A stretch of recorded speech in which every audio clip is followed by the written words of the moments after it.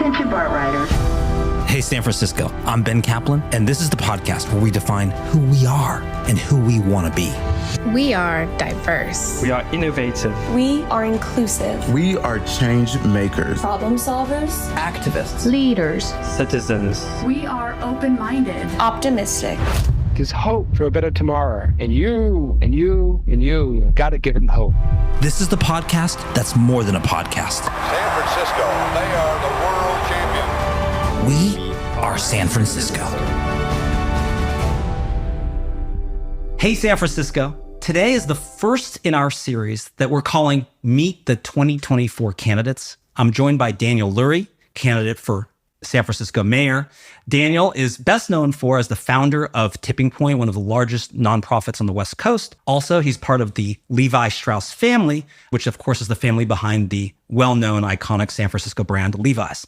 So, Daniel, welcome. Thanks for joining us on the show. Thank you for having me. I'm excited to be here. Nice setup in here, by the way. Okay. Congratulations. Okay. Well, thank you very much. We are a show that's all about how do we get San Francisco back on the right trajectory. I know you've made your campaign about that as well. You're, I think by my count, about 4 months in from your official declaration date. What has been surprising or challenging? What have you not expected since this is your first political race? Well, first, let me tell you, I love this city. I'm raising 2 young kids here, a 12-year-old daughter, a 9-year-old son. You have kids. I know this is two a little bit younger, a 3-year-old and a 2-year-old. Yes. This is one of the reasons you're doing this. And this is the big reason why I'm running for mayor. I've always been proud to be from San Francisco. Simply put, if we continue down this direction, I'm worried that your kids and my kids won't have that same pride in San Francisco. And that's why I'm running. You mentioned Tipping Point. I know how to get big things done. I know how to bring diverse groups of people together on behalf of our community. And what has been thrilling about the first 4 months is just going to every corner of this city and meeting people. I was born and raised here, so you would think, okay, I know every corner. I don't. You can't possibly know every corner unless you're running for mayor. And it's been so exciting to meet people where they're at, to understand their concerns. And what has been most surprising is how many people care and how many people are engaged in this process. Stories that I've seen about you, probably as early as, at least in our research, 2017, there was starting to be public stories about, is Daniel Lurie running for mayor? And there was an opportunity, I've heard you speak about it before, where you've said, after the passing of Ed Lee, there was a few-week period where you were actively considering it. And then obviously there was that election, and then the following one in 2019. Do you regret not having run then that you're doing it now, or no? No, a lot of people came and said, Daniel, you got to run. It was a really difficult, challenging time for the city. And frankly, I thought about it for a few weeks. I looked at it and I was impressed by how the mayor handled the situation. I was excited, as we talked about, raising my young daughter at the time. For her to see a woman leading our city, it was a proud moment for me. I was excited. And so, no, I don't regret it. But what I regret is the fact that we've had 5.5 years of leadership that has not gotten the job done. This mayor's had her opportunity. She was board president for 3 years prior. Everyone I'm running against has been inside that building for, a decade or more. Any candidates that may jump in, they're all insiders that have helped us get into this mess, that have allowed these problems to fester. The only way we are going to change the dynamic inside that broken, dysfunctional system at City Hall is with leadership from the outside, and with someone like myself with a proven track record of getting big things done. I'm not going to be scared to challenge the bureaucratic system that is in place.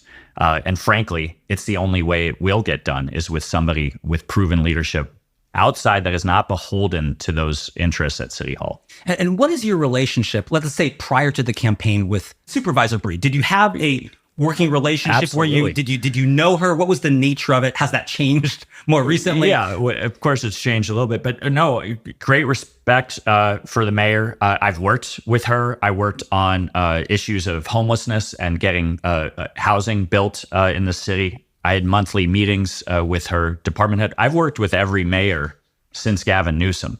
And I, as the head of Tipping Point, we wanted to help our community. And you do that by working with leaders like Mayor Lee, Mayor Newsom, Mayor Breed. And I know what good leadership looks like. I know we might get into this, but I ran and Ed Lee asked me to chair Super Bowl 50. It was an honor, a big global sporting event coming. And the mayor of San Francisco asked me to lead that effort. It showed that the city had faith in me to get something big done. I had to work with Mayor Liccardo, Mayor Schaaf in Oakland, Mayor Lee in San Francisco, bring the whole community together. So I know how to, once again, get big things done. And yes, I've worked with every administration. And frankly, we all see what's happening and things are not getting done. We aren't seeing the change that we all deserve. To me, it feels different than other times where San Francisco has had big city problems. But it feels different to me right now because it's like, at some of our meetings, we do big events, town halls, and I will ask people, would you be at this meeting if this was 2017? If you would not be here, raise your hand. And tons of people raise their hand. And then I ask them, well, how many of you felt like there was no way you were going to miss this? You were compelled to be here because you were so concerned about the city, and everyone keeps their hands up. So it sort of feels different. And I don't know what you think that is, if that's anger or frustration or just like, this is a big moment or what it is. It seems different than any time I've experienced sort of big city problems that, have been around San Francisco for a while. Born and raised here, active and engaged in the community for the last 20 plus years as, frankly, as an adult here, never seen anything like this. People are upset. They're frustrated. They see that we have a $14.6 billion budget. Every single department under this current mayor's leadership has a bigger budget today than they did 5.5 years ago. And yet our outcomes are worse. So yes, people are angry. People are frustrated. We all are. But I got to tell you, this show is new. There are groups that have popped up over the last couple of years. I am so excited about the future of San Francisco because of shows like this and groups like yours that are committed to changing San Francisco. So I fundamentally believe that the best days for San Francisco are ahead of us. We are a boom and bust town. I don't think we needed this bust to be so bad, but we have a crisis of leadership right now in this city. That's going to change in November. And I'm excited about the passion and energy that you and I am seeing on this trail. One of the things you've been critical about Mayor Breed is sort of not working with all sides. How would you, let's say you were going to work, you probably have a different agenda than someone like Supervisor Dean Preston, who's known as one of the most far left Democratic Socialist members of the Board of Supervisors. If you had to work with Supervisor Preston, how would you do it differently than Mayor Breed? Well, listen, the power of the mayor is that you can bring people together. And that's the power that I had running Tipping Point, running Super Bowl. I got housing built on Bryant Street, 146 unit building built on time, under budget, using good paying union labor. At every step of my career, I have brought people together to get big things done. And as mayor, you have to bring the supervisors along. You are not going to agree with them on everything. You might not agree with them on most things, but San Franciscans, and this is why people are so passionate and upset and angry, or whatever word you want to use, because they see these people just pointing fingers. It's a constant blame game, and it's starting from the top. It's either the DA's fault, or it's the police chief's fault, or the supervisor's fault. Is it London Breed's fault? The state of this city, the power in this city rests mostly in the mayor's hands.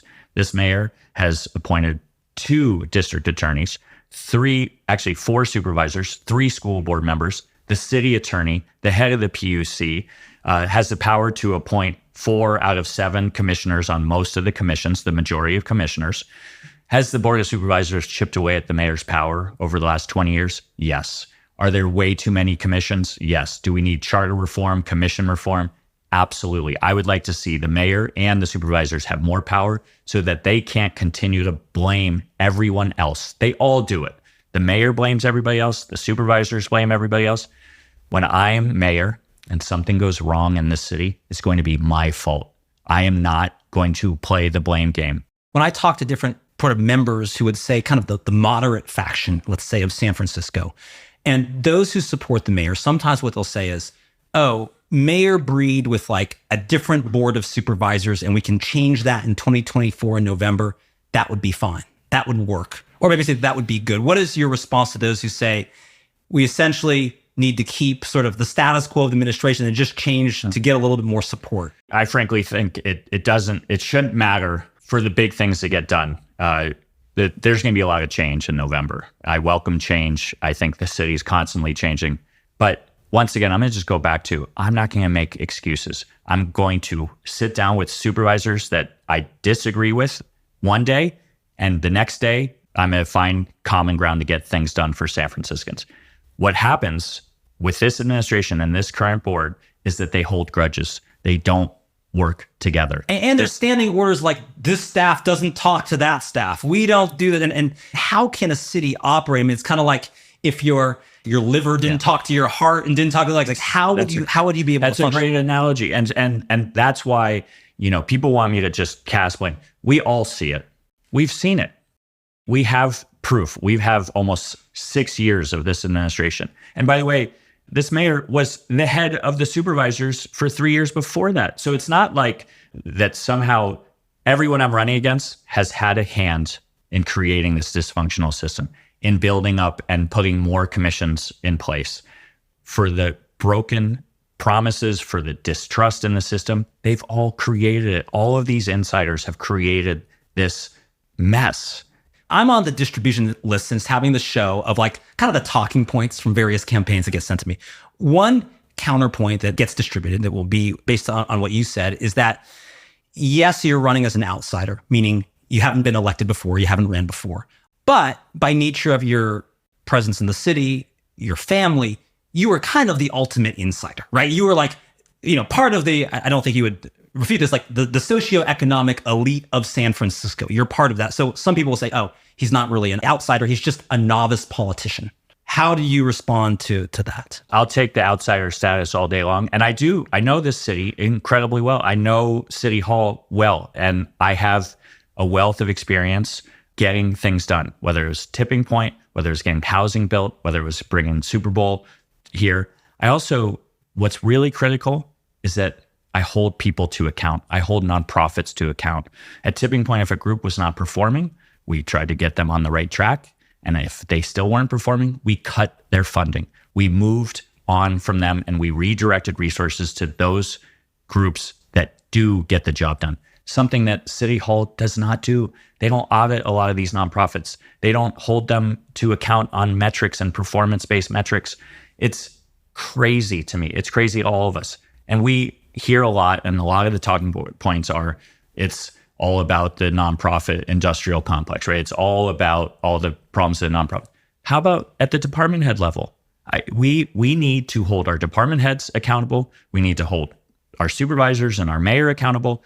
We want to be proud of our city again. And all of us know we've taken a reputational nosedive over the last 5 years. And we need to come back, and I'm looking forward to being part of that comeback. And I'm concerned on the cost of the reputational nosedive, because I don't think we know the cost totally yet. Because, hey, if you're doing a big trade show and you're booking those years in advance, so the ones that are happening now may have been committed to a long time ago. What about in this past year or two, the commitments made, we're only going to see that in the next 3 years, 5 years, what's going to be the impact? So I'm concerned, I don't know if you are, that even if tomorrow we could sort of say like, we're back on the right track, there's like a little bit of lag time in what do we do to sort of mitigate that kind of damage? Because I don't know if we know the full economic cost. Ben, you make a great point. That's why we need leadership. We need to roll up our sleeves and get to work. We need to hit the ground running. I will be ready on day one to lead this city. And frankly, it's got to start now. And it's got to start by holding drug dealers accountable. I presented a plan last week to get real tough on first-time drug dealers. We need to send a message to this country and to this world that you don't come to San Francisco to deal drugs, to do drugs, or to stay on the streets of San Francisco. We need to send that message loud and clear. I'm doing that every day on the campaign trail. I'm going to call CEOs that left. I'm going to call CEOs that are thinking about leaving and saying, what can we do to keep you here? What can we do to bring you back? I know the first two things are, we need clean streets. We need DPW to do their job. We did it during APEC. We should be able to do it 365 days a year. We need to get enough shelter beds to house people that are in the tents. And then we have a compassionate place for people to go. There can no longer be people sleeping on tents on our street. We have to remove that and get people into shelter. So we sat around blaming a judge for a bad ruling. I would have stood up enough shelter beds immediately. The other thing is we need drug treatment beds and mental health beds. Something also that has failed to be done. We're talking tough on drug users. We need a carrot and a stick approach. We need enough care infrastructure to get that drug user into treatment, okay? Or if they don't choose that, a caseworker comes or first responder or a hot team member comes and someone is using drugs, they got an option. Cup of coffee and you go to a treatment center or you get arrested. But right now we don't have the beds. And so we just have this stick measure. We need both. And under my administration, we will have both. Want to join our movement to get San Francisco back on track?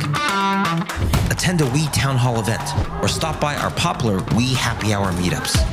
Better yet, join our data team, take the census, or help us audit the city budget.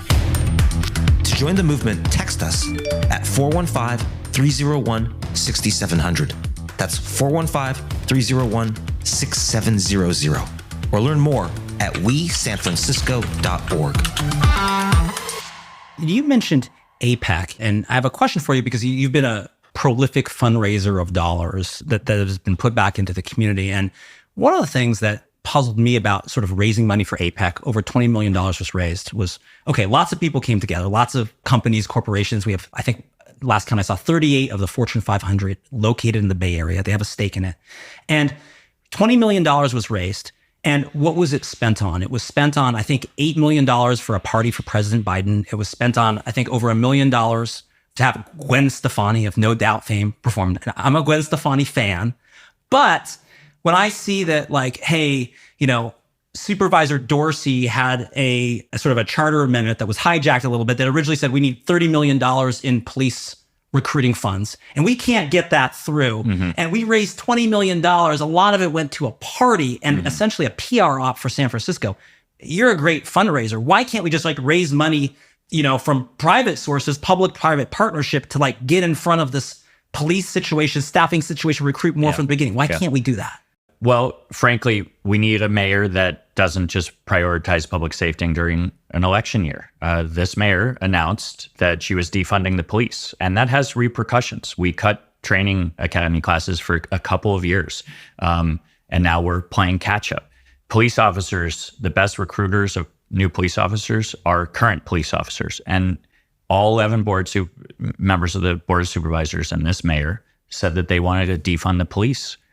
That is a huge message to the country and to law enforcement far and wide that we weren't supporting them. And I understand the dynamics back then, but it has left a scar and it has set us back years. And it's actually why I do support Prop E, something that could have been done by this mayor with the Board of Supervisors. She put up Prop E. And I personally, as a private citizen, believe that we do need community safety cameras. We do need to use technology to help bridge the gap, to help our police do their job, be proactive, catch repeat offenders, and make it so that people feel safe again in this city. People don't feel safe. But I got off topic because you asked about budgeting. We have the resources. We have the money. We need to spend it better. We're paying a lot of overtime for police officers because we can't recruit enough new ones in. So we need to try to shift some of that overtime funding to new police officers and expand it. We're down from where we should be around 2,000 police officers. Some people say we're somewhere in the 1,250 police officer range. Short with over more 7. Retirements coming up. So we need to worse. aggressively recruit new officers, retain those that are close to retirement age. We need them to stay on, And we need to help and use technology to bridge the gap in terms of, because it's going to take us a few years to recruit. And you mentioned Proposition E. You formed a committee to support that. Mayor Breed was the one who proposed that proposition. And as you can imagine, everything now is through a political lens. The immediate response from sort of Mayor Breed's people is Daniel Lurie doesn't have any original ideas. He's just copying Mayor Breed's ideas. Yeah. And I saw some of the talking points that went around saying, oh, your brother's donating to this. And it kind of sounds like, honestly, like the playground, like copycat. Yeah, you copied me. Right. What is your response to that? And you must have known that might have been perceived like that for you to support something Mayor Breed does in a big way and sort of make it your own. I'm not shy about supporting good ideas wherever they come from. That's how I'm going to lead as mayor. If a supervisor that I've had disagreements with comes to me with a good idea, great, I'm going to support it. This idea that me supporting it is somehow a bad thing, that campaign's got to figure out what they're talking about. Public safety shouldn't be a political issue. Now, what should have been done, this should have been done 5 years ago. This could have been done with the Board of Supervisors. The idea that it has to go to the ballot is demonstration of the lack of leadership that we're seeing from this administration to allow public safety to get to these type of lows. We have the slowest 911 response times because we don't have enough 911 response operators. Police are short-staffed and having to respond to crime instead of being proactively able to address it.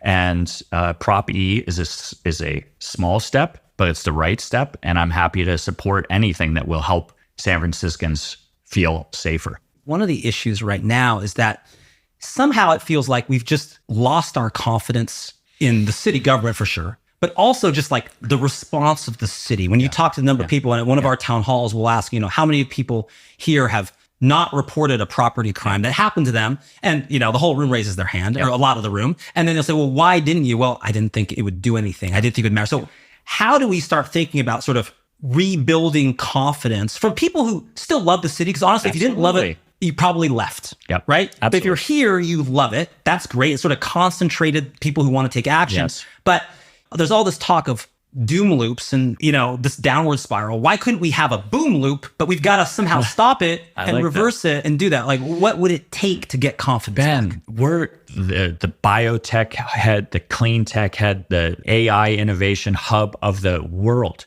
We are a city that should be about how do we get this done? We, with this leadership in place, have been a city of process killing everything. And no, we can't do that because of the bureaucracy. I don't care about the process. I care about the outcomes. I think that's what I'm seeing when I'm talking to people.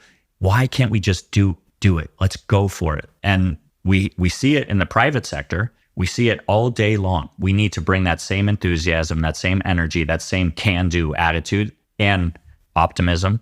And that's how I'm going to lead, because we can get this done. One other issue that's or headline that's been made recently, that $1 million donated by your mom, Mimi Haas, to support your run for mayor. How do you think about that and the optics of that, in that there's a portion of the city that is very much I would say the Bernie Sanders supporting part, where it's like billionaire is a bad word, or anything else, like we don't need billionaires to come save us. They're part of the problem. How do you respond to that and that sort of perception, especially because it was all over the city this week? Ben, my daughter was in school in a class a few months ago, and she came home and she taught me this thing. She said, "Dad, I learned about chance and choice." And for me, it was things that happen to you can't control, and things that you can choose that you can. That's control. correct. And I grew up in a family. I'm incredibly proud of my 4 parents. My stepfather, as you mentioned, part of the Levi Strauss family,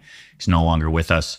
My mom focused on early childhood education for the last 30 years here in San Francisco. My dad is a rabbi. My values are very clear, and it's about service and it's about community. And the chance and choice thing is, I had nothing to do with, who my mom married and how I was raised in terms of the financial resources that were available to me, and that I had every opportunity. And what I'm going to ask the voters in November, and what I'm saying to them all around, is look at the choices that I've made with my life. They've been about serving. They've been about getting more early childhood education opportunities for our young people, more job training programs for people, more housing. And Tipping Point's biggest focus was on education. because we know education is the greatest lever to move somebody out of poverty. Someone wants to come after me because of the money that I have. That's coming. I understand that. No, that's fair game. I'm going to ask you, what have I done with the opportunities that have been presented to me?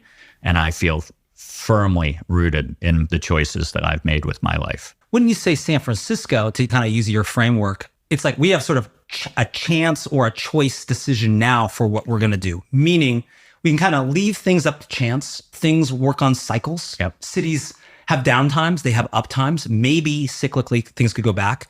But we also have a choice, I think. And that choice is, yes, there's a choice for mayor, but there's also just a choice of everyone in the city, 800,000 people who, imagine if just 1% asked the question, I'm going to riff off JFK, ask not what your city can do for you, ask what you could do for your city. 8,000 people. I mean, past board of supervisor votes were decided by 150 people, 250 votes. Absolutely. What if we got even 1%? What if we could do better than that? What if we do 5%?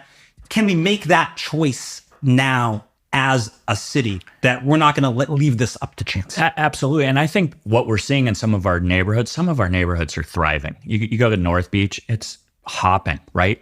They're doing it in spite of leadership at the political level. Every small business I talk to says they are getting cut to death by 1,000 paper cuts, right? Like it's a new tax here. It's a new regulation that they have to go through. They want to redo their restaurant. They have to go to 8 different departments. And in spite of the bureaucracy, in spite of the lack of leadership at City Hall, San Franciscans get things done. And so imagine putting that can-do attitude, that choice of I'm going to change things together with an administration that is going to serve the people. I am going to be a public servant. As mayor, my administration, every department head there's going to be a culture shift. It's going to be, okay, how do we serve the small business community? How do we serve the residents and the taxpayers of the city? Right now, everywhere you go, it's, oh my God, I am serving City Hall. It's like we're all at the pleasure serving this administration and these supervisors.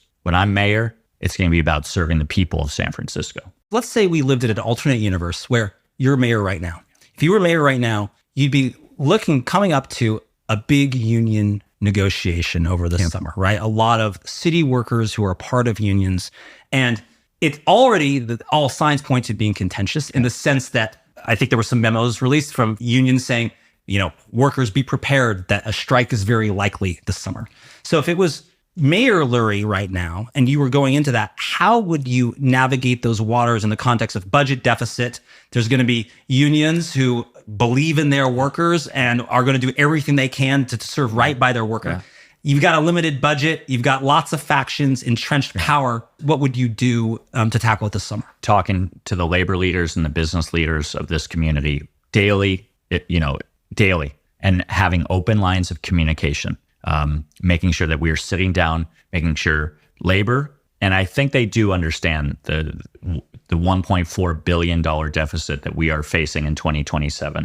And frankly, that's a deficit made under this administration's watch because we have not kept people safe. We haven't kept the streets clean. We have not been able to bring revenue in because, as you pointed out before, conventions are leaving. Tourists aren't coming at the numbers that we need them to be coming to fill the city coffers so that we can be that compassionate, caring city. So it's sitting down with labor, it's sitting down with the business community, understanding that we need a grand bargain, that there's going to be hard choices to make. Do you think we're going to have to, everyone's going to have to make some sacrifices? Yes, we don't have the money. Absolutely. People are going to have to make tough choices. Do you support pattern bargaining in terms of unions and labor? What kind of, what'd you say? Pattern bargaining. Pattern bargaining. The idea that we're going to negotiate with one union a set of terms that is going to be a pattern to use with all the others. Okay. And it's been used in New York and it's been, I think there's people on both sides. I mean, unions tend to be in favor of it because like, hey, if we can negotiate these kind of terms, we want to spread that to everyone. But then it's also been criticized as less than strategic because there might be certain jobs that the city really needs that should have different terms than something else. So pattern bargaining, do you support it? I support sitting down with labor leaders. This is a union town. We all know that. I've sat down with labor leaders throughout this campaign so far, and I will continue to. I've told every single one of them, we will not always agree on everything. But what I can promise you is there's going to always be an open door in my administration and directly to me. I'll talk to anyone, anytime. We need to do what's best for San Francisco residents and the taxpayers. And that also means working closely with labor, and it also means working closely with the business community. We need to come together right now during this time of crisis, both the sense of disorder, but also the looming financial crisis. And I believe that the union leaders that I've talked to understand that hard decisions need to be made and that we need to continue to work together. And frankly, I think a Lurie administration would have a much more ability to bring groups together in a consistent way than this current administration. Hi, I'm Ben Kaplan, a passionate advocate for City College of San Francisco, and I'm running for the Board of Trustees. Our college is key to solving our city's toughest challenges, from creating essential worker pipelines to achieving financial security and reigniting enrollments. But we need your help. Donate now to support free tuition and transform City College into a model of educational opportunity. Join us in making a difference. Visit votebenkaplan.com to find out more. Now back to the show. I've heard you mention on day one, you'd say that you'd sit down, you'd get all the department heads in a room, sit down and go one by one and sort of make them justify what they're doing and what they're spending on. We have a lot of departments, a lot of commissions. That would be an awfully long meeting if you're going to go one by one. How would you do it? How do you think about the structure if you're trying to like be a change agent from day one? Well, I said it earlier in this conversation. We there's a lot of blame on the nonprofit community. I would start with my top 15 department heads. We'd have a weekly staff meeting of those 15 heads. Kind of like a cabinet meeting. And the idea that is not happening now should shock everybody, but it's not. It might happen every 6 weeks.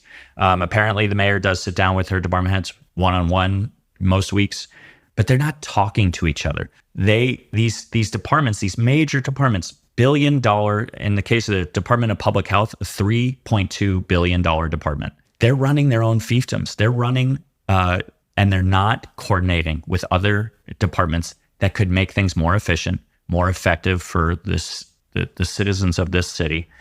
It frankly boggles my mind that is not happening, but that would happen on day one of my administration. Well, and I think sometimes people look at like on an issue like homelessness, which you've done work on through Tipping Point, which is complex. People look at a city like Houston, which has had some success, and they tend to focus on maybe some of the shiny, sexy things that Houston maybe did and ignore some of the other parts. So in Houston, for instance, there was a lot of talk about their housing first approach, and they did a lot on permanent housing. What I think is talked less about is just communication between departments, nonprofits, other interested companies, other interested stakeholders. And they actually just started talking. What was interesting, all of the kind of the reports about why it was a success was they started saying, instead of being, here's homeless person number 1011, it was more like, here's Bob. Here's Bob's situation. Here's what Bob faces. And let's communicate with all of us to say what's best for Bob. And Bob, homelessness, he's chronically homeless. He has other mental health issues. He has other substance abuse issues. We need to get other departments together. So somehow Houston, I don't think of Houston as like a great communicating city, but they somehow did this. They all started talking and working together. And the question is, how can we do that here when we do have a culture that is a little bit of blame culture, it's adversarial. So how do we all start working together? You make the perfect point, and that's what I'm going to make on this campaign. Is that I know how to bring people together. You're talking about Bill Kristol wrote a great article about the Homeless Coalition in Houston was one of the convening groups. Here, it's a group that consistently is at odds with City Hall, has been for decades. And instead of working together with the business community, with the nonprofit community, and with City Hall, they're constantly fighting each other. They're suing each other. That is where leadership comes in. That is where bringing people together and saying, okay, we got to forget how we've done this in the past because what we're doing right now is not working.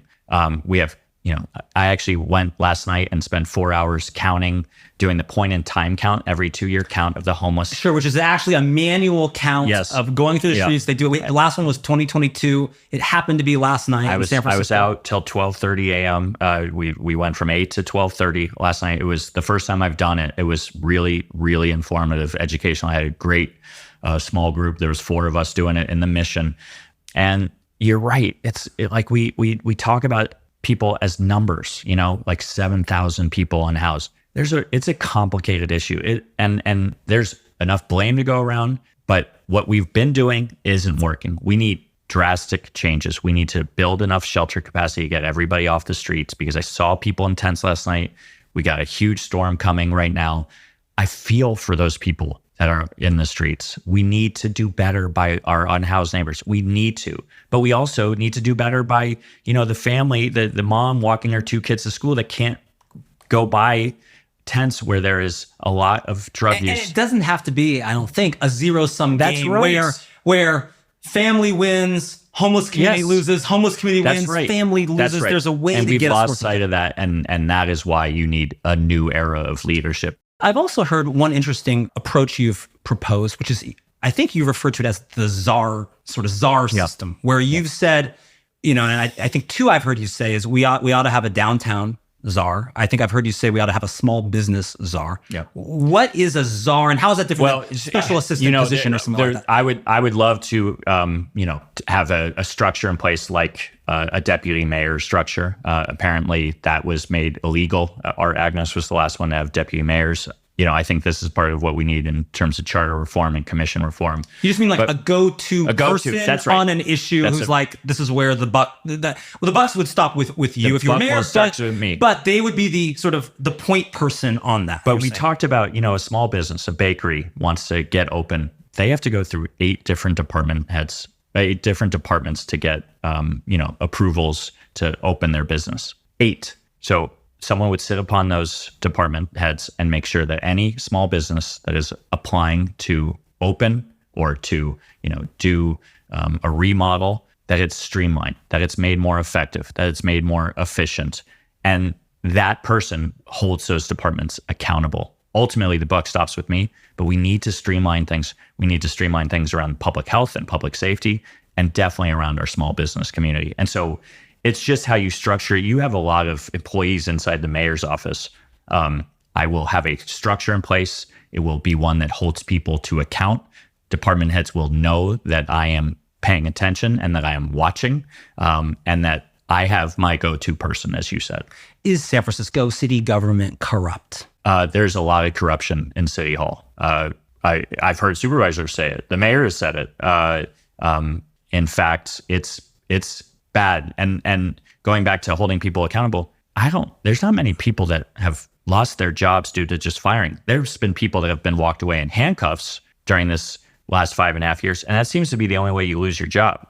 And do you think that it's like, how does this sort of like hide in corners? Because is it the complexity? Is it the bureaucracy that it allows? It's so complex. Well, there's 2 things, right? 1, you can hide in a corner. And 2, if you need someone else to get through and streamline something for you, because it's so complex, then they have an opportunity to say, that's right, I can get a benefit for helping me streamline this for you. To be clear, we all know there's corruption inside that building. It's crystal clear. I mean, the DA just arrested another person, I think in DBI. I mean, DBI is broken. It is corrupt. The idea that you need a permit expediter to get things done quickly, to your point, just reeks of pay to play. And that needs to be gone. In my administration, there will not just be people that supported me during this campaign that are appointed to commissions. It can't be cronyism, which we have seen in this city. It didn't start with this mayor, but it hasn't ended. It's been going on for decades now. Probably the most high-profile corruption case we've had, it seems like there's been a lot of them, but it's really the head of public works, Mohammed Nuru, who was caught accepting bribes from Recology, among other things.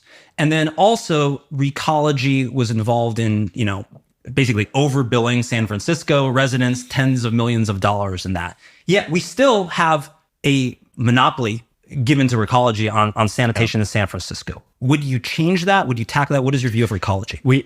I'm not getting into a specific company, but what I will say is we need to shine a light on all the city contracting. We need to shine a light on what's going on at all of our departments. That's why I talk about accountability in terms of department head meetings, but also how they're spending their money. So I want to end on, we call it lightning round. Okay. Lightning round is just faster answers, more issues, some serious, some fun. Let's start out with a few. One is Board of Supervisors President Aaron Peskin.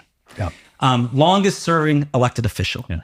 A, champion of San Francisco or a creator of complex codes that are getting in the way of progress. What is your view of Aaron Peskin? He's smart. He is knows where all the bodies are buried. And I heard him say he's afraid of winning. Also, he's being afraid of winning if people speculate he's going to run for mayor, and he's afraid of winning. I think he's obviously got a very wry sense of humor. So I'll give him that. The other well-known one is Asha Safai, who's on the Board of Supervisors. Would he be a good mayor? We believe we're going to win. So Asha and I know each other quite well. We're friendly. I mean, we're friends, actually. So I have great respect for his service of San Francisco, but I don't think he's going to win. So I don't think I need to answer that question.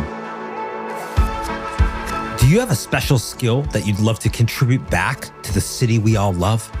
We're looking for volunteers with skills in diverse areas like photography, videography, social media, data science, and accounting. Find out how much fun it can be to change San Francisco's future at wesanfrancisco.org/volunteer.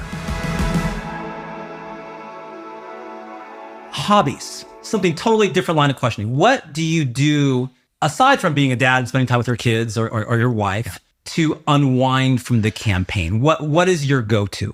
It's got to be Netflix.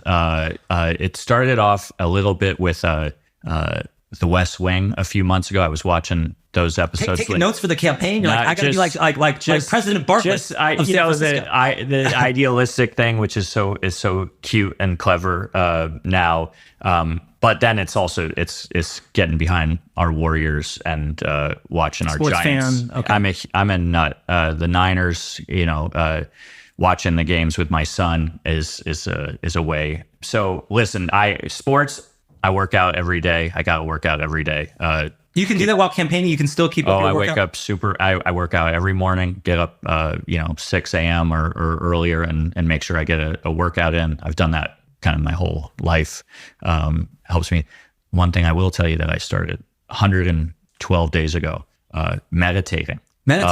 It's been amazing. And so never thought of myself as doing that, but it really helps me get ready for the day. And that might be the answer to my next question, but I'll give you another chance, which is, what is something surprising about you that people would just not expect? They might either just be getting to know you, or they have a view of, here's who Daniel Lurie is. What would people be unexpected about? I think, when you look me up, you're going to think one thing. I think what people, I hope, are starting to understand, because they see me everywhere, is that I don't stop. I outwork everybody. I am committed to winning this race.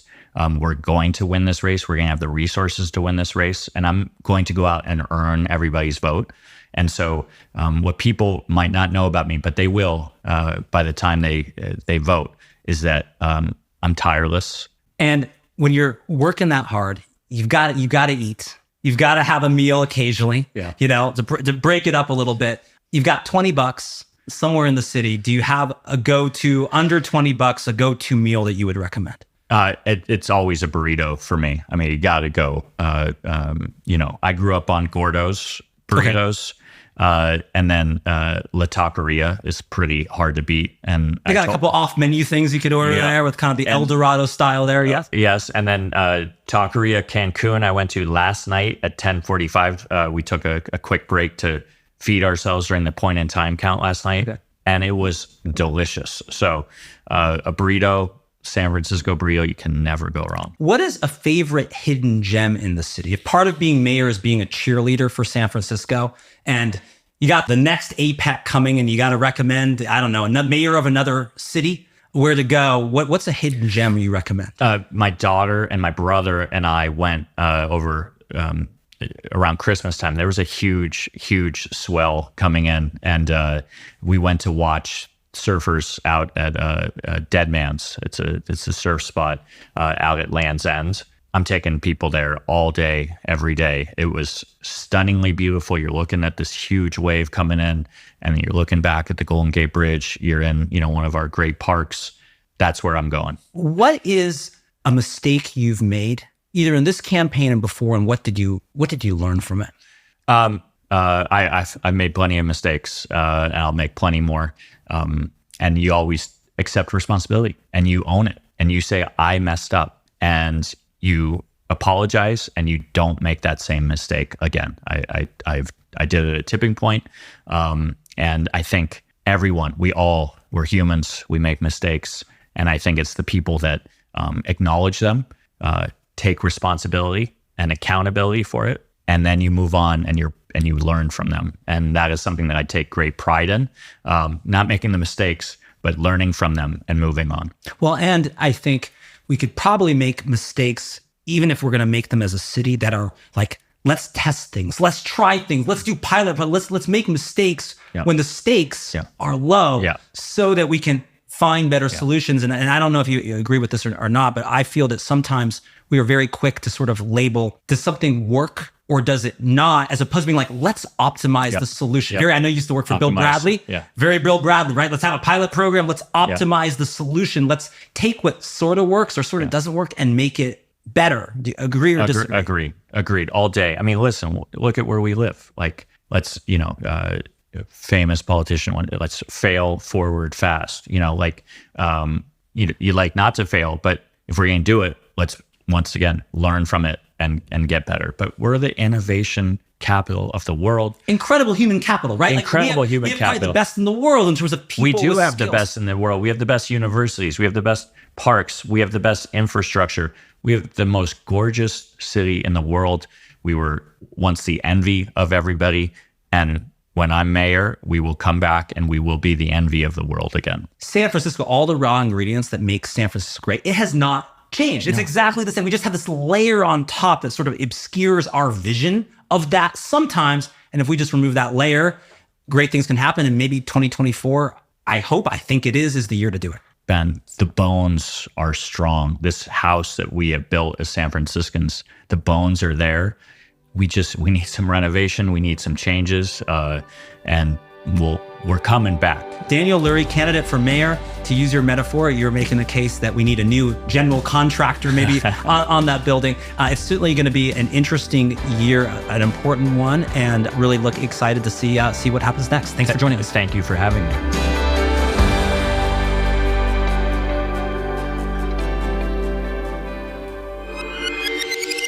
This was brought to you by Top Thought Leader. Find out more at topthoughtleader.com.